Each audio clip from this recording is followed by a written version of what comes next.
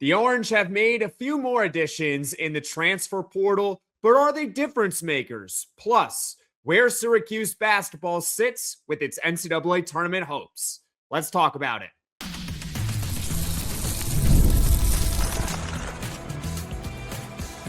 You are Locked On Syracuse, your daily podcast on the Syracuse Orange, part of the Locked On Podcast Network, your team every day.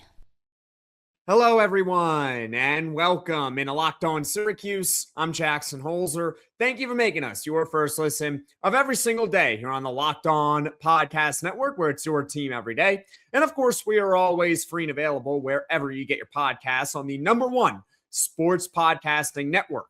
On today's show, it is a mix of Syracuse football and Syracuse basketball.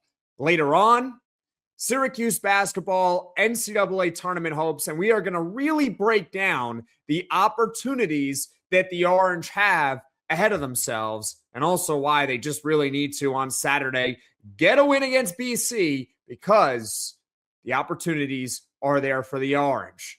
Plus, we will go over a couple of additions that Syracuse has made in the transfer portal to its defense. We're going to start the podcast talking about the addition that Syracuse made to its wide receiver room and analyze Syracuse's wide receiver room right now. All that and more coming up here on today's edition of Locked On Syracuse. And before we get to everything, this episode is brought to you by FanDuel. The college football playoff is here, and FanDuel is the best place to get into the action all playoff long. So visit FanDuel.com to get your college football playoff profit boosts every game day.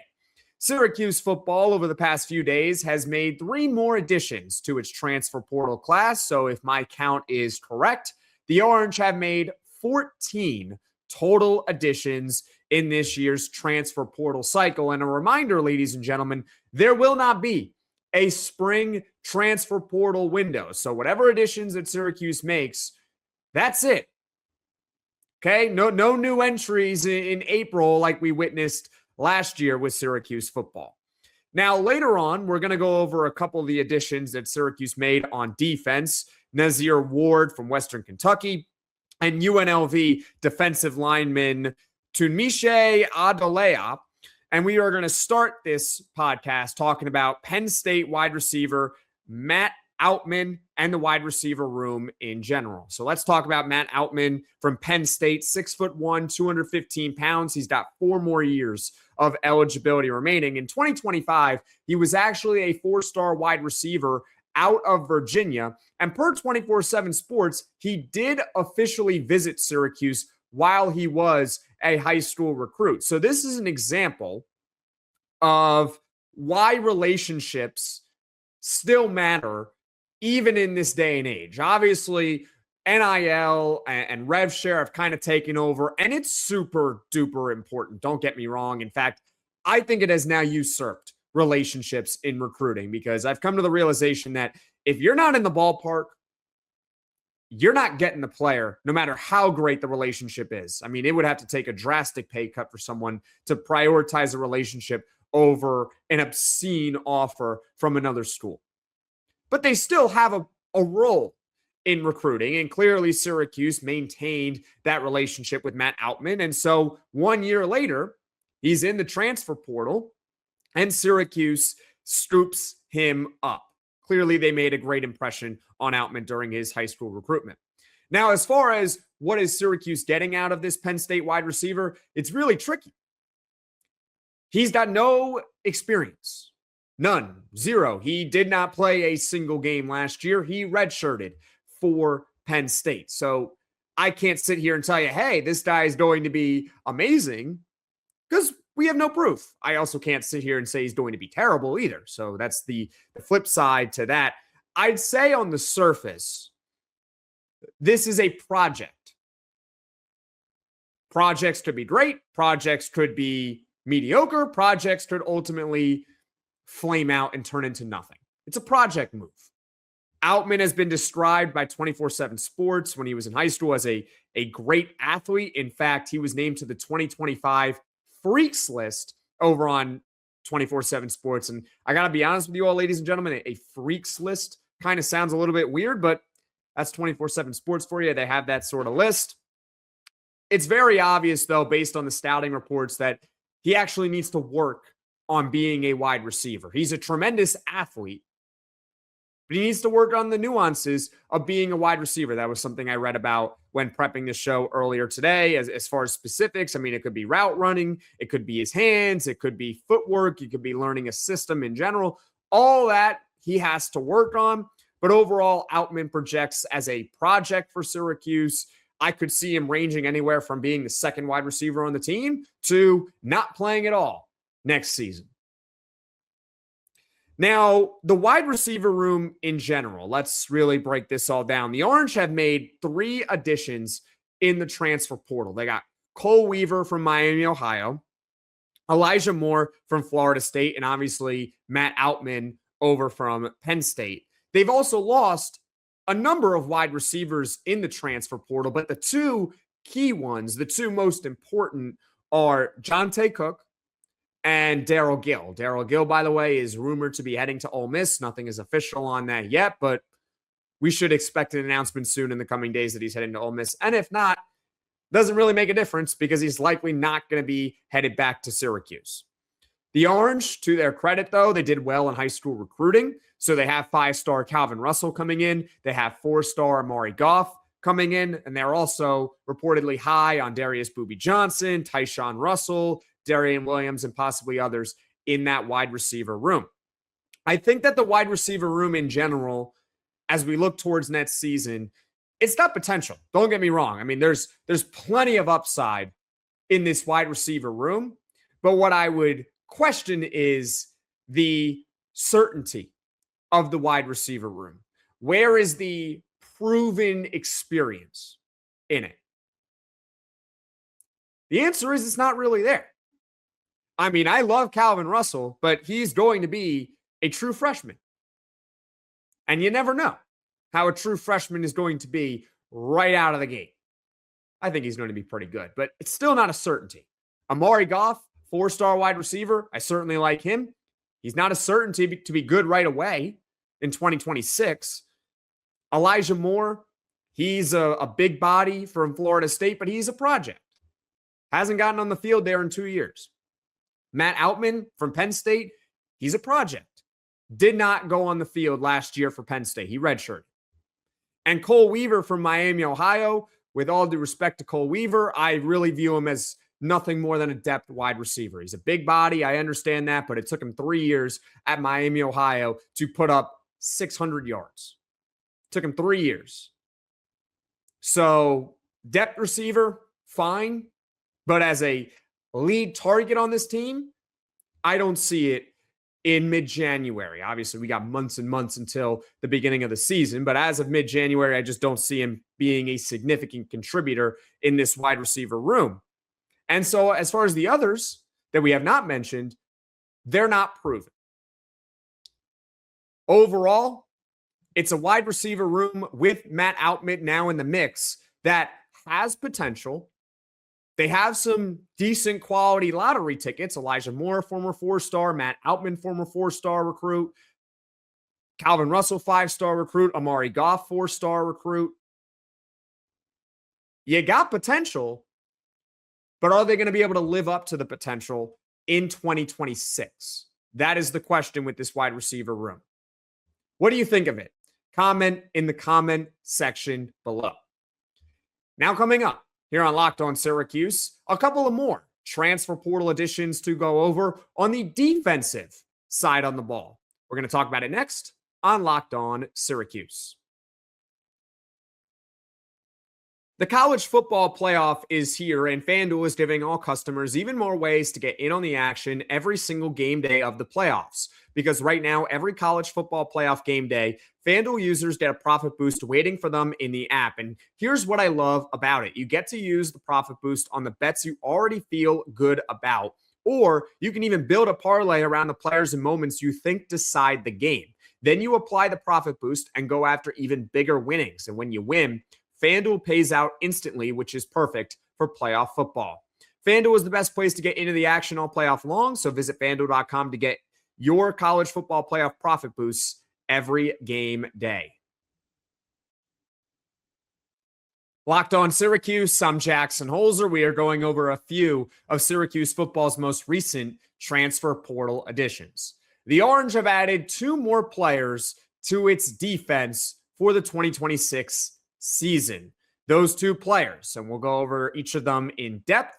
You got Western Kentucky corner Nazir Ward, and you got UNLV defensive lineman, and I hope I'm saying his name right, Tunmise Adeleye. Let's start with Tunmise Adeleye, 6'4", 275 pounds. He projects to be a defensive end for Syracuse football. He's got 1 more year of eligibility remaining. And fun fact, he's on his 5th stool in 5 years. I don't make the rules. He's going to be on the team next season. Good with me. Last year, his production at UNLV, I would describe as pretty solid. He played in all 13 games. He had 6 sacks, 7.5 tackles for loss. He was 2025 All Mountain West honorable mention. He led UNLV in pressures, in hurries, and sacks. That all sounds great. But this is not exactly the next J.J. Watt, okay? It's not the next J.J. Watt, because here is what is a negative about him. Last year, he committed 9 penalties. 9.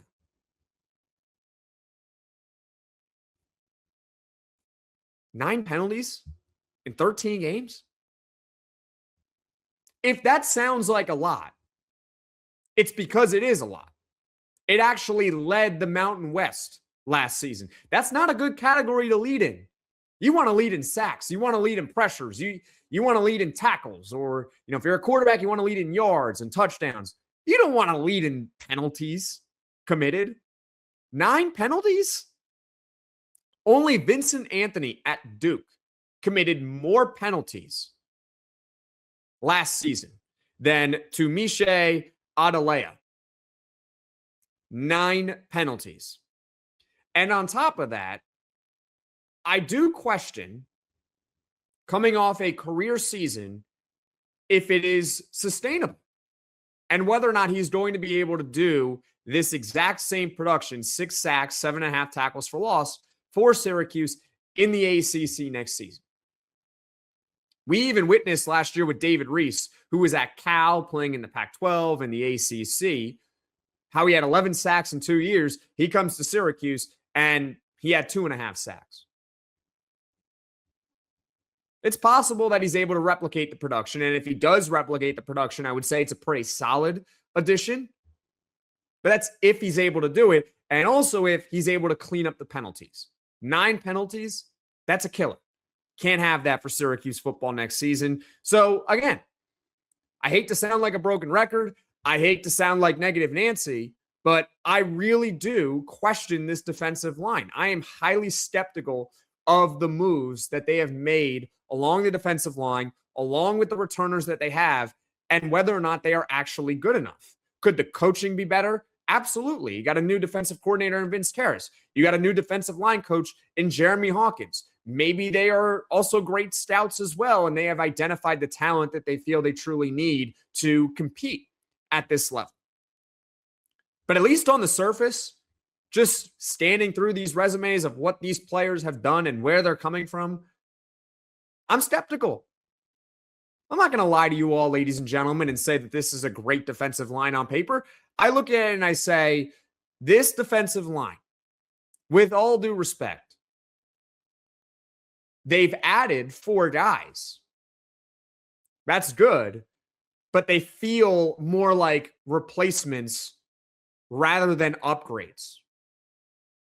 Syracuse lost a lot of defensive linemen due to eligibility this past season. And what we talked about here on Locked On Syracuse is that those defensive linemen weren't very good. With all due respect to them, thank you for your time at Syracuse. You gave it your all. You gave it your best effort. Take nothing away from that. From a production standpoint, they were simply not good enough. And I look at the defensive line now and I say, unless there's another move or two coming, these feel like nothing more than replacements. not upgrades. I hope to be wrong. I hope Syracuse has a tremendous defensive line next season, but that's how I see it right now. Now let's move on to the next addition that Syracuse made. Nazir Ward from Western Kentucky, 6 foot, 185-pound corner. Another Miami Northwestern alum, by the way, and he's got 2 more years of eligibility. Last season, he played in 13 games. He had 1 interception and 7 passes defended. Also, 34 tackles on defense. This is a depth move for Syracuse. And that's not necessarily a bad thing because Syracuse, we talked about this heading into the offseason, how, to their credit, they retained their top 2 corners from a season ago. Demetrius Samuel, who we all like, Chris Peel, who we all like, they're back for Syracuse. So they didn't need to chase out the top corners in the transfer portal. This was kind of a position where they could save a little bit. And it's good because corner is a premium position in football. So Ward, he's got 26 games worth of experience and he's got 2 more years of eligibility, like I mentioned. So considering that Syracuse was really only in the market to sign a depth corner or 2, this is probably about the best that you could have hoped for. Obviously, I mean, talent is talent. So if Syracuse had the budget to go out and get the best corners in the portal and make it a super cornerback room, that would be terrific. But Nazir Ward as a 3rd, 4th depth corner on this team, when you already have Demetrius Samuel and Chris Peel, I look at it and I say, did we really expect anything more from Syracuse? And to me, the answer is no. They did their job by retaining their top 2 corners from a season ago. Nazir Ward can provide solid depth for this team. Defensive line, that's a different story. They needed guys who could really produce. I'm not sure if they can really produce. Nazir Ward is more of a minor role for this team next season. He's not going to be asked to guard the number 1 wide receiver on any team next season unless there has been significant injury or it's late in a game, it's a blowout, and they're just having Nazir Ward in the game because Demetrius Samuel and Chris Peel, you want to preserve them for the next game. You don't want them to get hurt. Nazir Ward's obviously going to get playing time, but you understand what I mean, where the only ways his role increases is with injury or some sort of circumstance where it's a blowout.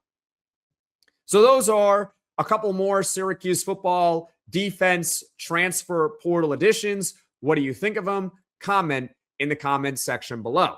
Now coming up, we shift sports. We talk some Syracuse basketball and their quest to make the NCAA tournament for the first time in 2021. Where do the Orange sit right now after last night's win over Florida State? We'll talk about it next on Locked On Syracuse.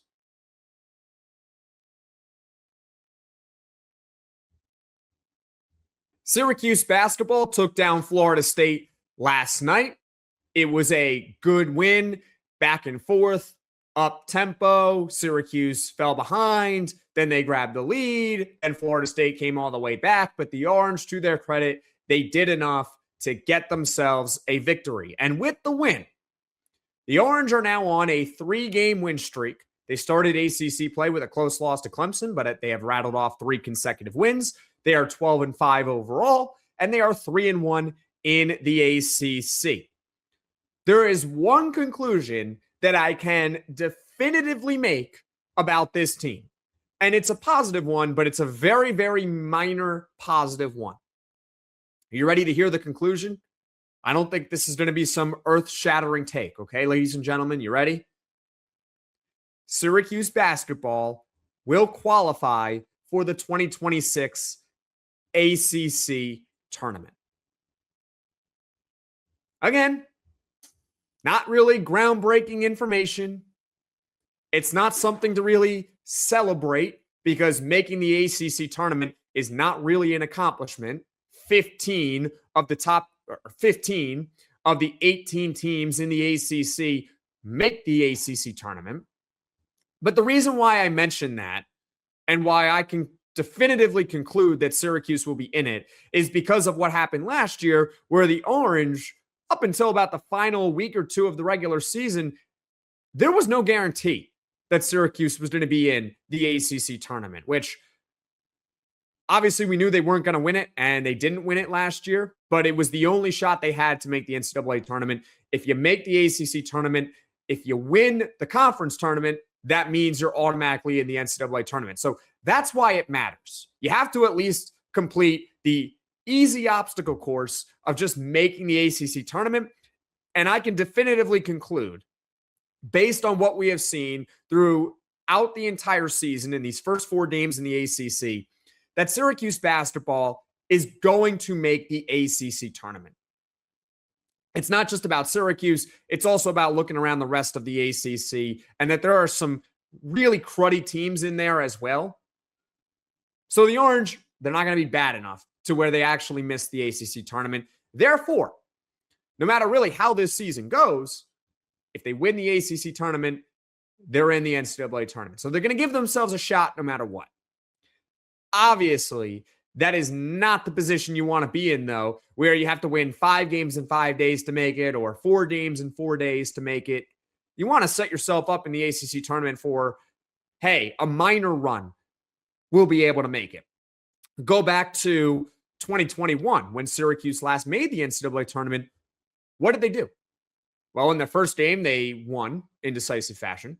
And in their second game, they played against a very good Virginia team, and they lost at the buzzer. And it was a very, very tough loss. But I wasn't the host of Locked On Syracuse at the time, and actually I was a freshman at Syracuse University. But I remember thinking that it was the best loss that Syracuse had had in quite some time, because it showed that Syracuse could really compete with some of the big boys in college basketball. And lo and behold, they were pretty much rewarded by losing at the buzzer to Virginia in the ACC tournament, and they got themselves the 11 seed, and the rest is history. They go to the Sweet 16, yada, yada, yada.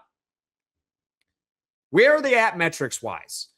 I know everyone loves the metrics of college basketball. I mean, it's an absolute flawless system. We all love it. Obviously being sarcastic. But here's where they're at. I talked about it last night after the Florida State game that I didn't exactly know where Syracuse was going to be in the net with an 8-point win at home against FSU, considering FSU is not a very good team. I didn't know if they maybe would move down a little, if they would stay the same, if they would move up. Turns out it's a positive result. The latest net rankings had Syracuse moving up from 67 to 65. So it's only 2 spots, but you'll take it when you get an 8-point win on your home floor against a team that's, quite frankly, not very good. We'll take it. 2 more net spots. So the Orange are now 65 in the net. In KenPom, they are 60th. Bart Torvik is the highest on Syracuse. They have him at 52 in the nation. And Evan Maya has Syracuse at 58. So those are just 4 advanced metrics services that will rank college basketball teams. The average rating of those 4 is 58.75 for Syracuse. So the general consensus seems to be that Syracuse basketball is a top 60 team in college basketball. If only the NCAA tournament took the top 68 teams instead of giving so many automatic qualifiers, right? Right? I'm not actually complaining about the system they currently have. That's another conversation for another day. Point being is that, yes, the NCAA tournament is 68 teams, but if you're ranked as the 58th or the 60th best team in the nation, you're not making the NCAA tournament because there are so many automatic qualifiers. You really got to set yourself up for being around at minimum top 50, but top 40 is really preferred in the metrics to make the NCAA tournament. Let's talk about the NCAA tournament. This is not an opinion. This is kind of the reality of where Syracuse is at right now. Okay, so I'm not trying to be negative. They're still on the outside looking in, and they have plenty of work to do. You go look at the latest ESPN bracketology by Joe Lunardi, and I know that Joe Lunardi is not perfect, and everyone thinks that Syracuse, or that he hates Syracuse. They're not even one of the 8 top teams left out of the tournament. So you got first 4 out, next 4 out. Syracuse is not listed amongst those teams. So they're not even on the bubble right now. They're kind of inching their way closer to the bubble, but they are not yet on the bubble. Now for the positive, I did some homework for you all, ladies and gentlemen. I counted up the opportunities that Syracuse has. They have a ton. And it backs up what I've been saying for weeks, how it's all right in front of them. It's about whether or not they're actually going to be able to do it and actually take advantage of what's in front of them. After the Boston College game, which, side note, super important. It is a can't-lose game for Syracuse on Saturday. They cannot lose to Boston College. You lose to Boston College, good luck making the NCAA tournament. Good luck. We can talk all we want about opportunities, but if you can't beat Boston College, and I understand it's on the road, probably not making it. That's probably too much to overcome. You can overcome a Hofstra loss at home. I don't know about Boston College on the road. But let's break down the games after Boston College.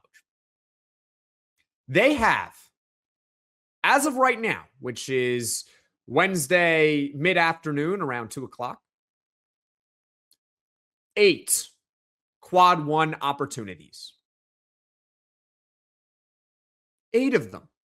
Those games are at NC State, at North Carolina, at Virginia, SMU at home, at Duke, North Carolina at home, at Wake Forest, at Louisville.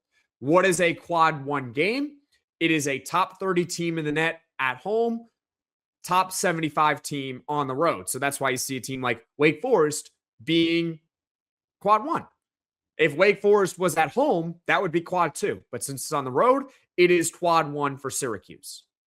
They also have 3 quad 2 opportunities on the schedule. First, you got Virginia Tech. That's actually coming up pretty recent. That's the game after Boston College. I think that's a week from now, actually. And a 9 p.m. tip-off for that one, too. Yeah, I know. 9 p.m. tip-off. Fun for everyone. Then you got Miami. Miami's very interesting. Miami currently in the net is sitting at 32. Why is that significant? Because if Miami can get into the top 30, that game would all of a sudden become quad 1 for Syracuse. You got Cal at home, which is quad 2. And Notre Dame, it's a home game for Syracuse, is 76 in the net. If they move up one more spot, that game becomes quad 2. Right now it's quad 3, very close to becoming quad 2 for Syracuse. All the opportunities are there. By my count, they have at least 11 quad 1 and quad opportunities left on their schedule. So they have the opponents to be able to move up in the net. Unlike a couple years ago, 2024, when Syracuse was stacking wins in the ACC towards the end of the season, we were cheering them on to make the NCAA tournament, and they won 20 games. And we're all sitting here saying, well, why is Syracuse getting no love for the NCAA tournament? The reason why was because the ACC was not perceived to be good. And so there weren't many games that they could play in the conference that would qualify as a quality win. That's not the case this year. 11 quad 1 and quad 2 opportunities at the time of this recording, and it could be more when you look at their schedule. Could absolutely be more. So Syracuse basketball, if they don't make the tournament, they have nobody to blame but themselves. It's not about the conference and how weak it is this year. It's not weak. It's actually very strong. They have nobody to blame but themselves. They have every opportunity in front of them to make the NCAA tournament. Are they going to do it? That's the million-dollar question. But this is where Syracuse sits right now. Take care of Boston College on Saturday, get rid of them, and then stack up some more wins. What I've also left out is the style points factor. In these quad 1 and quad 2 games, sure, if you can get style points, I mean, if you could beat Miami at home by 15, I mean, that would be fantastic. I mean, we'd all love it. But really with these games, with quad 1 and quad 2, you just have to win. Just win. and you'll see the rankings skyrocket over time. Think about it this way. I mean, Syracuse has gone up from 90 to 65 with wins over Georgia Tech, Pitt, and Florida State. Those teams are not good. Those teams might miss the ACC tournament. Think about how far they can climb if they beat some of the good teams in the ACC, or even some of the average teams in the ACC, because the average teams in the ACC this year are quad 1 and quad 2. It's all right in front of them. Are they going to do it? Well, comment your thoughts right now in the comments section below. That is where Syracuse basketball sits right now with their tournament status. Now, as far as what's coming up on Locked On Syracuse in the near future, speaking of Syracuse basketball, our next podcast will be a Syracuse basketball roster analysis. We are now 17 games in to the regular season. That's more than halfway through this regular season. So I think we can start making some conclusions about just the roster. Who is exceeding expectations? Who's meeting expectations? Who's underperforming? We'll talk about all that and more on another edition of Locked On Syracuse coming up either late on Thursday or early on Friday. And the next basketball game is on Saturday, 2 p.m. Eastern. Syracuse goes on the road. They play Boston College. They better win that game, but win, lose, or draw, there's going to be a post-game reaction show, full post-game reaction show, I should say. So all that and more coming up on Locked On Syracuse in the near future. Folks, thank you all so much for watching. Thank you all so much for listening. If you like this podcast, be sure to hit that like button. If you really enjoy the podcast, be sure to hit subscribe. Tell all your friends about Locked On Syracuse, and I will see you all again soon.